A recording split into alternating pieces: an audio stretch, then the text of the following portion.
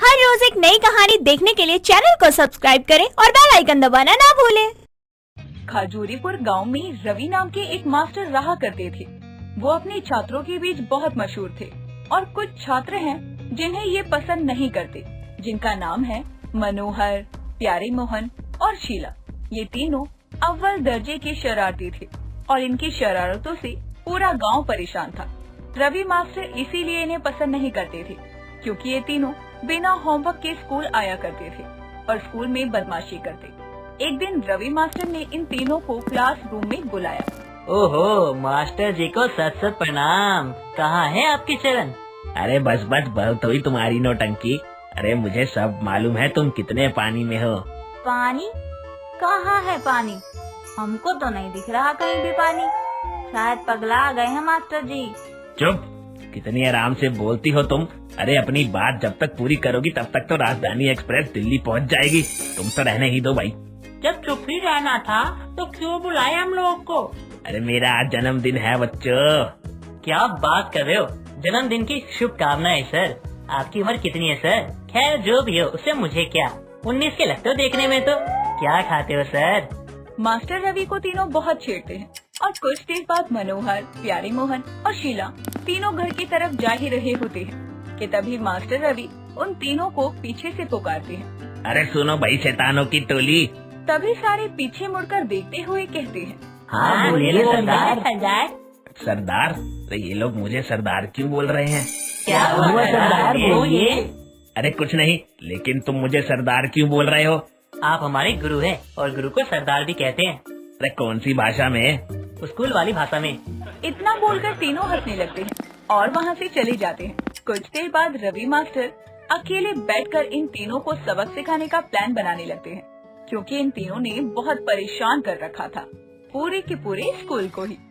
अगली सुबह जब सभी लोग आ जाते हैं और ये तीनों हमेशा की तरह लेट हो जाते हैं तो रवि मास्टर इन तीनों को क्लासरूम के अंदर प्यार से बुलाते हैं। अरे आओ बच्चों, अंदर आओ। आज सबको माफी है। अरे मेरी तरफ से किसी को कोई पनिशमेंट नहीं मिलेगी। सबको मेरी तरफ से आज पार्टी। तभी मनोहर बोलता है, ओहो sorry sir, happy birthday to you. तभी रवि मास्टर बच्चों को सर्कस दिखाने के लिए ले जाएंगे ये बोलते हैं और कोई भी बच्चा नहीं मानता, बस उन तीनों शरारती बच्चों के अलावा। सच सच बताओ, तुम तीनों चलोगे सर्कस देखने?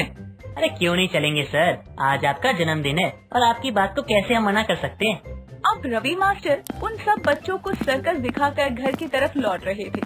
उनको घर लौटने में काफी देर हो जाती है। रात भी काफी हो चुकी थी। रास्ता अंधेरा होने की वजह से अब सुनसान सा था और वो लोग रास्ते से घर जा रहे थे जिस रास्ते के बीच में एक शमशान घाट भी पड़ता था। अचानक से बिजली कड़कती है और तभी उस रोड की लाइट जल जाती है और सभी लोग चैन की सांस लेते हैं। देखो बच्चों, मैंने आज तुम सभी को सर्कस दिखाया, कैसा लगा? मजा आया ना? हाँ सर, बहुत मजा आया। खास मजा आया। अरे जितना मजा नहीं आया उससे ज्यादा तो इन्होंने अपनी कंजूसी के चक्कर में हमें पैदल चला चला के हमारी जान निकाल दी। क्या बुड्ढों वाली बातें कर रहे हो? अरे चुपचाप चलो। कुछ भी कहिए सर, अब तो मैं यहाँ कुछ देर और आराम करूँगा, फिर जाऊँगा कहीं भी, वरना मैं यहाँ से उठने वाला नहीं हूँ। किसी में हिम्मत हो तो उठा लो मुझे। तभी बादल गरजने लगते हैं, बिजली चमकने लगती है, कुत्तों के भौंकने की आवाजें सुनकर सब डरने लगते हैं और उसी वक्त रवि मास्टर को वो शमशान घाट दिखता है और वो डरते हुए मनोहर से कहता है, अरे मनोहर बेटा उठ जा, यहाँ से उठ जा। अरे घर ज्यादा दूर नहीं है, अरे कुछ ही कदमों का फासला है। सर मेरे यहाँ बैठने से आप डर क्यों रहे हो इतना? मनोहर तुझे पता नहीं है क्या, सर को भूत से बहुत डर लगता है। सर आपको भूत से डर लगता है? अबे भूत से किसको डर नहीं लगता? तब तो आपकी गीली पीढ़ी हो ही रही होगी। वो देखिए आपके ठीक सामने कब्रिस्तान भी है। इसीलिए तो तब से कह रहा हूँ कि यहाँ से जल्दी चलो। अरे पता नहीं कब कौन सा भूत चिपट जाए। सर मैं नहीं डरता किसी भूत भूत से। अरे क्यों? अरे जब एक चुड़ैल को हम लेके घूम रहे अपने साथ में तो डरने की क्या बात है। अरे ओ मनोहर के बचवा, अपना मुंह बंद कर, वरना मुंह तोड़ के हाथ में रख देंगे। सभी झगड़ ही रहे होते हैं कि तभी उनके पीछे से एक काला साया गुजरता है और इस साये को प्यारे मोहन देख लेता है और वो डरकर शीला के पीछे छुप जाता है। सभी को उस साये की तरफ उंगली करके दिखाने लगता है सभी उसकी तरफ देखने लगते हैं और फिर मनोहर डर कर शीला की गोद में चढ़ जाता है और शीला उसे नीचे फेंक कर बोलती है, क्यों रे मनोहर के बच्चे, अभी तो तू लंबी लंबी डींगे हाँक रहा था, तो अब क्या हुआ? अब क्यों नहीं लंबी लंबी फेंकेगा? शीला चुप हो जा और मुझे बता मैं क्या करूं, मास्टर जी बचा लो। तभी मास्टर जी डरते हुए बोलते हैं, अरे कब से कह रहा था यहाँ से चलो, लेकिन मेरी बात इन नालायकों को समझ कहाँ आती है। अरे अब सब जाएंगे भगवान। सर आप भी का बच्चों जैसी बात कर रहे हो। आप मर्द हो सर, और मर्द को दर्द और डर दोनों ना ही होता। आज पता चल गया सर मर्द नहीं है। क्यों? सर तो हम बच्चों से भी ज्यादा डरते हैं। इतनी बात होती ही है कि तभी उनके सामने एक भूत, जिसकी गंदी सी शक्ल, गंदे दांत, लंबे लंबे नाखून थे। सारे बच्चे उस भूत को देखकर कब्रिस्तान के अंदर भाग जाते हैं और एक डरावनी सी झोपड़ी में छुप जाते हैं। और तभी बाहर से एक साया और दिखता है और मनोहर और प्यारी मोहन एक दूसरे को पकड़ लेते हैं। भाई मुझे बचा लो, भाई मुझे बचा लो, मैं तुम्हारे साथ हूँ भाई, हिम्मत रखो। भाई मेरी तो शादी भी नहीं है, मेरे बच्चे भी नहीं है, मैं हिम्मत कैसे करूँ? तभी उस भूत का साया उनके करीब आता है और प्यारी मोहन देख लेता है और सभी को उस तरफ दिखाते हुए डरते हुए मास्टर रवि, मनोहर और शीला से कहता है, वो तो ना वो भूत हमारी तरफ आना है, शायद आज हम सबकी जान ले लेगा, हम लोग को खा जाएगा। भूत मैंने सबसे सोचा हूँ मेरा लास्ट नंबर है, अच्छा मेरा थर्ड जो है ना थर्ड, उनका ना पहला नंबर आएगा। हाँ। तभी मास्टर डरते हुए बोलते हैं, अरे ऐसा मत बोलो यार, अरे डर लग रहा है मुझे।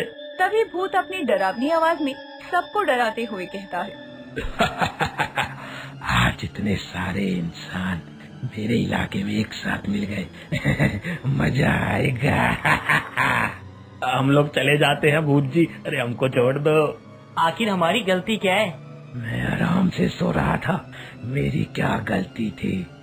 कब से बक बक करके मेरी नींद खराब कर रहे हो। अब मैं कब से इसको बोल रहा था यहाँ से चलो, लेकिन कोई सुन ही नहीं रहा।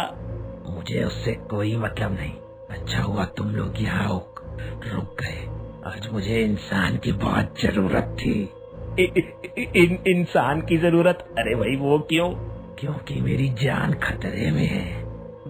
भूत की जान खतरे में कैसे? मैं कई सालों से भूखा हूँ, अगर कुछ दिन ऐसे ही और बीत जाते तो मैं मर जाता। अच्छा हुआ तुम सब यहाँ मुझे मिल गए, आज मैं तुम सबको खाऊंगा और फिर कई सालों तक के लिए सो जाऊंगा। अब तुम गए। भूत जी भूखे तो हम भी है ना, कंजूस मास्टर ने हमें अभी तक कुछ भी नहीं खिलाया है। अब तुम सबको खाने पीने की जरूरत ही नहीं पड़ेगी। क्यों? क्योंकि तुम सब अब मेरी भूख मिटाओगे। अरे तुम खाकर क्या करोगे? तुम हम लोगों को ऐसे ना ही खा सकते। तो क्या वो तेल में फ्राई करके खाएगा? चुप कर चुड़ैल। अब तुम लड़ना बंद करो, और सबसे बड़ा जो है वो मेरी भूख मिटाएगा सबसे पहले। कौन है सबसे बड़ा? सबसे बड़े तो हमारे सर है, इनको लेकर जाओ और अच्छे से पार्टी करो। है हम चलते हैं। मतलब क्या कह रहे हो? मतलब खाओ ना सर को, अरे डिनर में खाओगे, बहुत टेस्टी है। हम सबको बख्श दो। अबे तुम सब मेरे पीछे क्यों पड़े हो? इतना बोलते ही रवि मास्टर डर कर बेहोश हो जाते हैं और सभी बच्चे डरने लगते हैं। तभी प्यारी मोहन मनोहर से बोलता है, मास्टर जी तो निकल पड़े, शायद जब हमारी बारी है। मनोहर भूत के पैरों में गिर जाता है और अपनी जान की भीख मांगने लगता है। भूत जी हम तो बच्चे हैं, नादान है, हमको छोड़ दो। क्यों मनोहर? स्कूल में तुम खुद को बहुत बहादुर और बड़े बदमाश समझते हो, क्या हुआ? निकल गई हवा। क्योंकि ये कौन बोला? मैं नहीं हूँ बहादुर। तभी वो भूत अपना नकाब हटाता है और उस नकाब के पीछे से उनका दोस्त राजू निकलता है। तभी शीला उसे देखकर कहती है, अरे राजू तुम? हाँ, मुझे छोड़कर सर्कस देखने गए थे ना, बस उसी का बदला है।